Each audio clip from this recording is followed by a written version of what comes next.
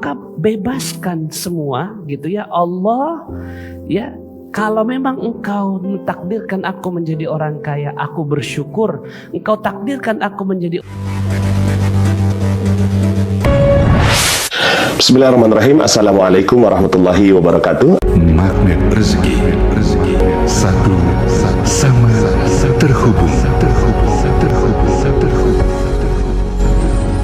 Titipkanlah kepadaku satu ayatmu yang bisa membuat aku mengetahui rahasia di balik peristiwa ini dan mendapatkan solusi hanya darimu.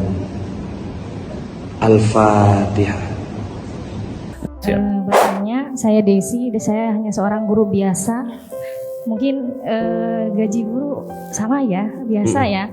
Tapi alhamdulillah banyak keajaiban yang Allah berikan sehingga rezekinya ya lebih dari penghasilan seperti itu.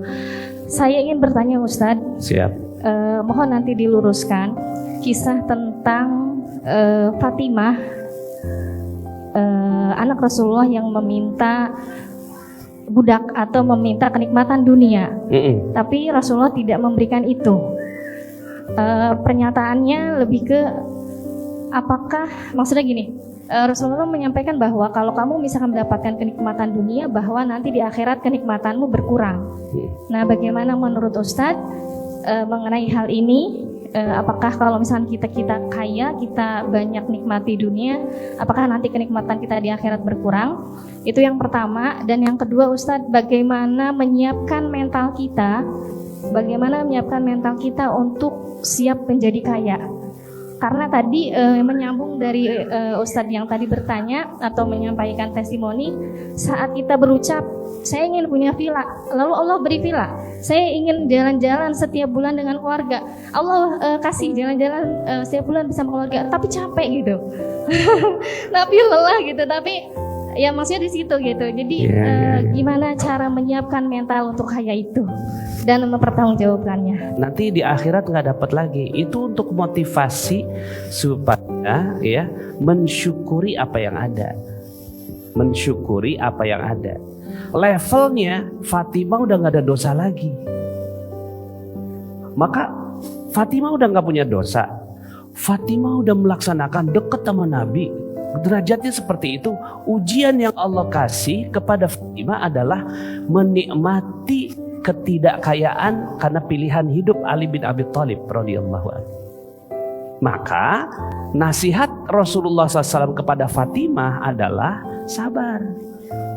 Nasihat Fatimah, anak Rasulullah kepada Fatimah adalah jangan minta dunia, nanti akhirnya akhirat kamu diambil sebagian. Nah, itu konteksnya kepada Fatimah yang udah nggak ada dosa. Nasihat itu mau diletakkan ke kita yang banyak dosa, kagak cocok.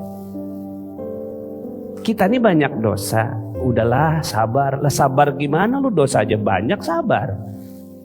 Ya kan, terus kemudian akhirnya kita berpikiran bahwa memang takdir saya mah gaji 5 juta.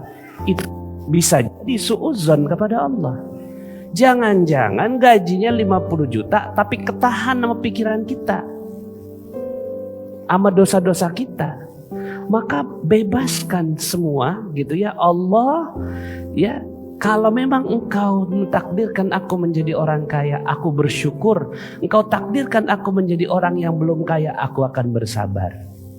Jadi bebaskan doa itu. Jangan dikunci doa itu. Saya mah tuh apa tuh remah rengginang nih kali biskuit kongguan. Ngimpi dapat 50 juta per bulan. Idih. Ya ampun deh, nanti akhirat saya kagak dapat. Lah itu jangan-jangan isinya sebagian suudzon kepada Allah. Gitu ya. Jadi akhirnya ini juga nanti Bapak Ibu semua dengarkan audio saya berjudul Definisi Dunia, PR ya. Supaya apa? Akur antara dunia akhirat. Banyak orang yang gak akur dunia akhiratnya. Mau dapat akhirat gitu ya. Tapi ya mau dapat dunia juga. Ada yang Bapak Ibu mau pilih nih, mau dapat akhirat tapi melarat di dunia, mau? Mau kaya banget di dunia tapi di neraka maunya apa Bapak Ibu semua? Itu namanya natural, sesuatu yang kita inginkan, dan itu juga yang Allah doakan. Allah ajarin kita doa Rabbana atina fid dunya wa fil akhirati. Nah, jangan ditabrakin sama nasihatnya Rasulullah kepada Fatimah, nggak usah ditabrakin. Itu memang konteksnya begitu. Nah, kita sekarang pengennya dunia baik, akhirat baik. Nah, kita mau membandingin sama Fatimah, sementara Fatimah nggak pernah gosip. Ya kan? Jadi kalau nanti nih kita nih udah derajatnya udah kayak Fatimah, terus kemudian nggak dapat apa-apa gitu, maka nasihat yang cocok adalah tadi, sabar, cukup dunia engkau karena akhirat sudah disiapkan bagimu secara sempurna. Jadi menempatkannya itu enak. Berikutnya yang kedua, bagaimana menyiapkan mental kaya? Belajar ilmu magnet rezeki. Itu penting, karena banyak orang yang gak berani kaya. Makanya akhirnya karena kita gak berani kaya, orang luar yang berani kayain negeri kita. Itu yang paling penting Bapak Ibu semua. Gimana kita mau ngelola negeri kita, mental kita kagak siap kaya. Jadi panjang ilmunya.